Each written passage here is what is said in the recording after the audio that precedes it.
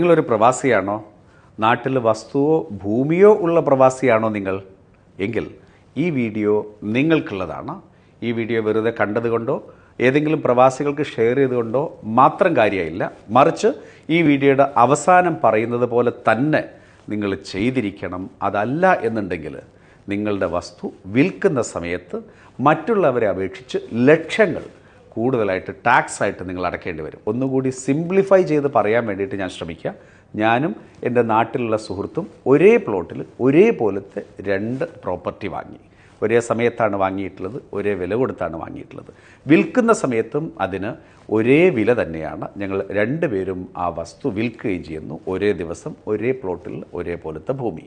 ആ സമയത്ത് നാട്ടിലുള്ള സുഹൃത്ത് വിൽക്കുമ്പം അദ്ദേഹത്തിന് കൂടുതൽ ടാക്സ് ഒന്നും കൊടുക്കേണ്ടി വരുന്നില്ല. മറിച്ച് ഞാൻ അതുപോലെയുള്ള പ്രോപ്പർട്ടി വിൽക്കുന്ന സമയത്ത് ഞാൻ പ്രവാസി ആയതുകൊണ്ട് മാത്രം ലക്ഷങ്ങൾ കൂടുതൽ ടാക്സായി നൽകേണ്ടി വരുന്ന സാഹചര്യവും ഉണ്ടാകുന്നു.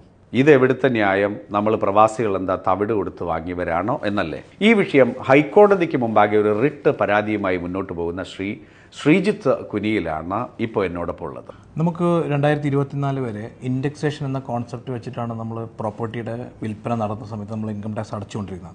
2024 വരെ ഈ ഇൻഡെക്സേഷൻ്റെ ബെനിഫിറ്റ് റെസിഡൻറ്റിനും നോൺ റെസിഡൻറ്റിനും എല്ലാവർക്കും ഉണ്ടായിരുന്നു. 2024 ഈ കോൺസെപ്റ്റ് ഇൻഡെക്സേഷൻ എന്നുള്ള കോൺസെപ്റ്റ് അബോളിഷ് ചെയ്ത് കഴിഞ്ഞു.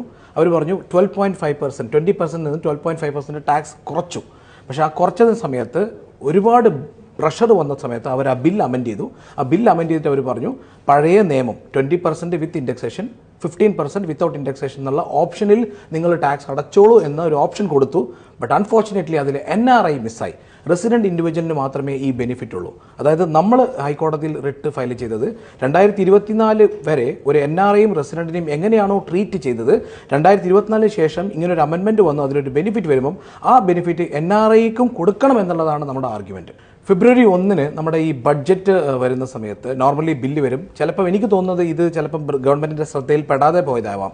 നമ്മൾ ഒരുപാട് അസോസിയേഷൻ വഴി നമ്മൾ ഇതിനെ പ്രഷർ ചെയ്തിട്ട് ഫിനാൻസ് മിനിസ്റ്റർക്ക് നേരിട്ട് ലെറ്റർ അയക്കാൻ വേണ്ടി പറഞ്ഞിട്ടുണ്ട്. ഫെബ്രുവരി 1 ബില്ല് വരുമ്പം ഓട്ടോമാറ്റിക്കലി അവരുടെ ഡിസ്കഷൻ നടക്കും.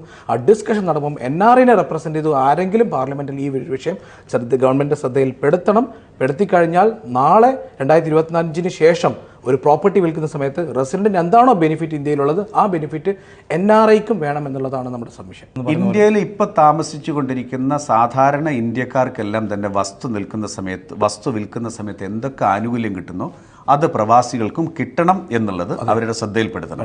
അതിന് ഒരു NRI എന്നുള്ളവർക്ക് ഞാൻ എന്താ ചെയ്യാൻ പറ്റുക? NRI വ്യക്തിപരമായിട്ട് നമുക്ക് വേണമെങ്കിൽ ഫിനാൻസ് മിനിസ്റ്റർക്ക് ഒരു ലെറ്റർ അയക്കാം. ഇല്ലെങ്കിൽ ഏതെങ്കിലും അസോസിയേഷനെ റെപ്രസെൻറ്റ് ചെയ്ത അസോസിയേഷൻ്റെ സെക്രട്ടറി പ്രസിഡന്റ് അവർക്കും, കാരണം ഒരു അസോസിയേഷൻ എന്ന് പറയുമ്പോൾ ഒരു 200 NRIനെ റെപ്രസെൻറ്റ് ചെയ്ത ഒരു അസോസിയേഷൻ, അവർക്ക് നേരിട്ട് വേണമെങ്കിൽ ഫിനാൻസ് മിനിസ്റ്റർക്ക് നേരിട്ട് ലെറ്റർ അയക്കാം. ശ്രീജിത്ത് പറഞ്ഞത് നിങ്ങൾക്ക് മനസ്സിലായിട്ടുണ്ടാവുമെന്ന് ഞാൻ വിശ്വസിക്കുന്നു. ഹൈക്കോടതിയിൽ ഇപ്പോൾ ഒരു റിട്ട് ഓൾറെഡി ഫയൽ ചെയ്ത് കഴിഞ്ഞിട്ടുണ്ട്. അതിനുപരിയായിക്കൊണ്ട് ലോ മേക്കേഴ്സാണ് തീരുമാനമെടുക്കേണ്ടത്. നമ്മളുടെ ഓരോ നാട്ടിലും ഓരോ രാഷ്ട്രീയ പാർട്ടിയിലും MP-മാരുണ്ട്, MLA-മാരുണ്ട്, നമുക്ക് കേന്ദ്രമന്ത്രിമാരുണ്ട്, സംസ്ഥാന മന്ത്രിമാരുണ്ട്. എല്ലാവരുടെയും ശ്രദ്ധയിൽ ഇത് പെടുത്തണം. അതോടൊപ്പം തന്നെ കേന്ദ്ര ധനമന്ത്രി നിർമ്മല സീതാരാമൻ ബജറ്റ് അവതരിപ്പിക്കാൻ പോവുകയാണ്. നിർമ്മല സീതാരാമൻ്റെ ശ്രദ്ധയിലും നമ്മൾ ഓരോ പ്രവാസികളും ഇക്കാര്യം പെടുത്തണം. അതിന് വേണ്ടിയിട്ടുള്ള ഇമെയിൽ ID ഞാൻ ഈ വീഡിയോയ്ക്ക് താഴെ ഞാനത് ആഡ് ചെയ്യുന്നുണ്ട്. ഞാൻ ഒന്നുകൂടി വായിക്കാം. appointment.fm@gov.in. ഈ വീഡിയോയുടെ കൂടെ തന്നെ ഞാൻ ഒരു ഇമെയിൽ ID ആഡ് ചെയ്യുന്നുണ്ട്.